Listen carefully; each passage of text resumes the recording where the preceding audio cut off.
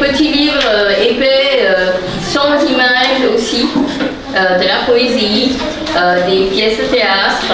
Donc c'est autre chose. C'est pas seulement les albums, mais quand on fait des albums, vous pouvez avoir, parce que Joël est superbe et elle pique tellement d'images merveilleuses et elle les transforme comme moi je pouvais jamais le faire. C'est génial de pouvoir faire des albums. C'est des superbes histoires avec une morale à la fin, des fables. Et puis les illustrations, ça change tout quand même. Hein? Et puis merci. Et puis du coup, madame, elle montrait les illustrations à l'intérieur du livre. Imaginez le texte sans le dessin. Imaginez le dessin sans le texte. Est-ce que le tigre de miel et les oiseaux électriques sont des vraies histoires? Le tigre de miel, en fait, est complètement inventé, mais le démon tigre, que vous voyez à la couverture, qui s'appelle Dokhinrai en Bangla, qui est une des langues de l'Asie du Sud, Dokhinrai et Bombibi, qui est la déesse qui protège les forêts.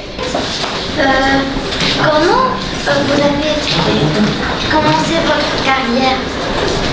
Je devais faire graphiste. En fait, tu vois, le graphisme, c'est celui qui va mettre en page le livre, c'est-à-dire faire le texte, le composer dans la page, la couverture, ou faire des affiches, ou faire des logos. Tu vois ce que c'est un logo pour une société, voilà, des choses comme ça. Comment est-ce que j'ai commencé à écrire Les oiseaux électriques? Oui? Un article dans un journal. Oui. Donc voilà. Merci.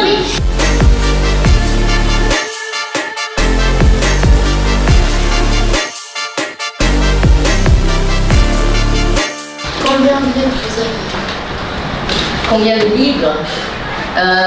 Donc, le livre que j'ai signé, 8 ou 9. Je sais plus comment c'était fait, mais enfin il y avait un peu bleu, il était plus foncé déjà ce bleu. Et c'était très sombre, on voyait pas bien l'image. Et donc quand on a réimprimé,